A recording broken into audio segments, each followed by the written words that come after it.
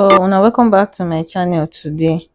Ilebaye don collect better woto online over her trip to Ghana and the interview wey she do for there. Also Sheila shippers wey dey support Sheggz and Bella, they don come out come drag Beauty and Neo ship. According to them, they say they no go gree make another people do shipping. So of recent, Ilebaye she travel go Ghana. For there she go visit her fans, and it's like she get engagement wey be say she go for there. So first of all, the issue start with her when she reach the airport. According to netizens, they say the people wey be say come greet her for the airport say they no reach five, say Ilebaye no get star power, all those type of things. So the interview wey be say she can't do, the question wey be say they ask her for there, the way she take answer am, na that one scatter everywhere. Netizens come dey claim say the girl she no dey intelligent upstairs. So make I first read some of the comments before we go into the interview wey be say she do. So as people no come visit her, for as her fans no plenty for the airport to come welcome her into Ghana, people come dey talk certain things. So the first person here say truth of the matter is that Ilebaye had no fans but haters of Mercy and other OG housemates. Another person come say I'm Ghanaian and was she in Ghana? The person they ask, which means the person no even know say Ilebaye they come Ghana. You know, say when a celebrity, BBNaija celebrity, they go a particular country, Big Brother fans already make am a norm. Say once a fave they come, they must welcome the person. According to them, the fave go always they go they post flyers, say they come this country, just like announcement to create awareness so that their fans where they will come welcome them. But Ilebaye, I not really see any flyer where we say she make all those type of things. So probably why they not come. So this person can continue because say Fina came and her vibe was everywhere.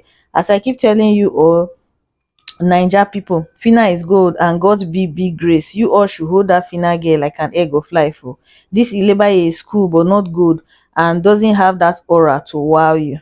It not be everybody now they sabi shout or always they on for online they do controversial something. Look at Liquor Rose. Liquor Rose, she not even get any controversial news. Apart from that time where we say she and the man they do that website they do. Ever since then till now, this girl never involve herself in any scandal, not even one. And now she be the most followed Big Brother Naija female housemate wey don ever come out of Big Brother without any controversy, which means she's loved naturally for being quiet.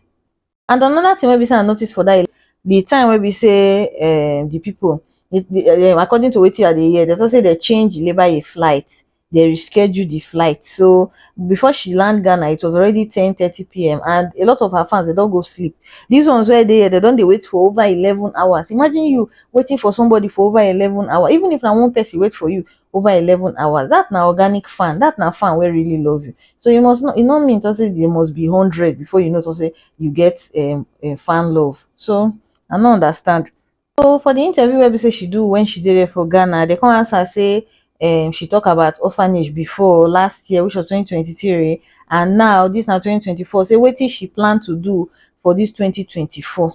So she can't just say the great Ilebaye na she won't do this 2024. So the interviewer call her say wetin be the meaning of the great Ilebaye. Now she can say well, say she's having an empire soon. So now that statement na can make people start to the drag her, say look at this one, this girl just dey so dull, and not even know wetin to talk.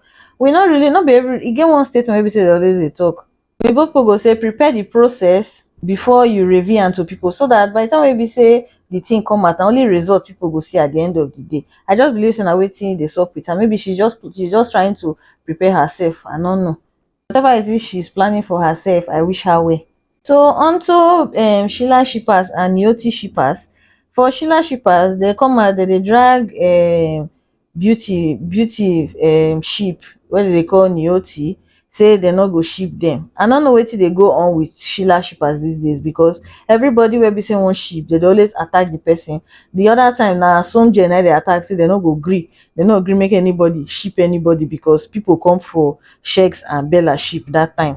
So with all the boo wey be say that they do, as the Sheila shippers they insult Nyoti, all those type of thing, Sheggz come out, come like the tweet where we say they put Neo and Beauty picture where two of them they do lovey.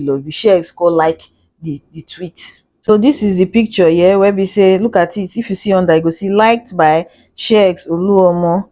So The person go say Sheggz likes the trendy video of Neo and Beauty to Kura. One thing una no know about Sheggz no be person wey be say dey really keep something for mind o. Na from wetin I don watch dat guy so far all dis while, dat boy no send anybody. Never get name so dem never call am for online, dem don call am broke, dem don call am abuser, dem don call am all sort of names for where you go still see am, him go still dey smile, dey still dey do him thing, dey still dey laugh. Na so life suppose be. Just because e get friend wey dem dey call Bella and Beauty, dem no be friends, e no mean talk say he and Beauty na enemy. So there's no need why una go dey expect am say him go dey fight Beauty because Beauty dey date Neo. So immediately e like dat tweet, na so Sheila shippers and Niyoti shippers dem come open Twitter space come dey discuss the matter. Niyoti shippers go insult Sheila shippers, Sheila shippers go insult Niyoti shippers. According to Niyoti shippers, dem talk say Sheggz dey stay with him grandmama, say him no get him own house wey be say e dey stay, say him dey shameless, him no get anything to offer, say Bella just dey date person wey be say no get direction for life. For the other hand, Sheila shippers dey come at Niyoti shippers, dey tell dem talk say anywhere wey be say wetin be her name, Beauty see man na she dey face. Say according to dem, dem say man wey be say no fit claim am publicly for national television na she run dey go press say she wan date the guy. Imagine adults going back and forth over people relationship wey no concern dem. Make I just drop their conversation, a very short conversation wey be say dey get, make una lis ten for una sef. You people still made this whole shipping something, made it to the extent we be neutral on the side Beauty. Yes, because I don't like when people try to be how will I, you want to take over the whole world. Now your faith they supposed see for what? Not only your faith supposed get relationship, okay? Now only your faith supposed get man or God know they catch you for nights. So make another person no go home man because say your faith there for relationship or ship. And you go run from una. Leave others, make them hold who they want to hold. You concentrate on your own ship. Hype your faith. Let others hype their faith. No, I still make myself. I still even want because honestly, it gets to a point. I was even saying which kind daft people be this. How can you drag people? So una don hear dem. For me, but I like Sheila ship, not the shippers, the ship. And I no care whoever wey be say dey do your own ship is none of my business. For me, for Beauty aspect with Neo, I no know wetin Beauty really see for where Neo dey, because to me I believe Beauty deserve more, but no be me dey for the relationship. Na she dey for, na she see wetin, na she know wetin she see for Neo body wey be say make her start to dey date the boy even after the show. So there's no point of for anybody judging them. Love come in mysterious way, no be so that man sing am. Sheila shippers and Niyoti shippers, make una try, make una dey calm down. Stop to dey carry people relationship for una head. Una take care, una bye.